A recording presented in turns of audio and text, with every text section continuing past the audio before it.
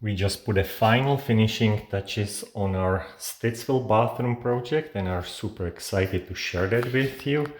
So here's a little double vanity with lots of storage. There are even drawers in the kick space, which adds a lot of storage options, plus the linen cabinet, freestanding bathtub on a fully waterproof floor, and curbless walk-in shower with the linear drain, and the glass just came in. And here we go, this is the whole thing. We already highlighted the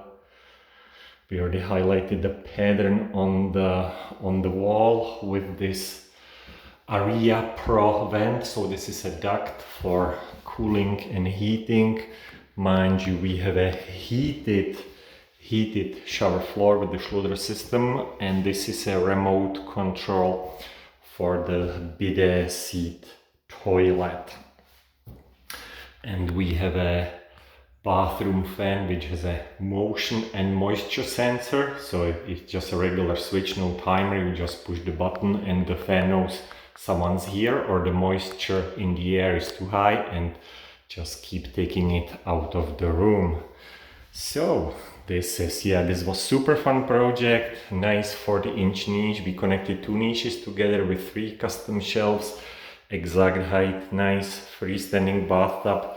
The floor is heated all the way into the shower following this grout line, so all the overspray and actually goes around the corner behind the tub, so all the overspray will dry out automatically. And here's the shower set right there. The hose needs a little bit relaxation from the spool memory, but here we go. 3 sloped curbless linear drain shower, and it's a walk-in option. Walk-in means no door. We have just the, let me zoom out here, we have just the screen out, in and out of the shower, wide, nice open concept. So this was a lot of fun. Really nice features we managed to incorporate within the walls of this. So I'm super stoked about that, but another exciting project comes next. So stay tuned and follow our adventures in the bathrooms in the Ottawa area and beyond.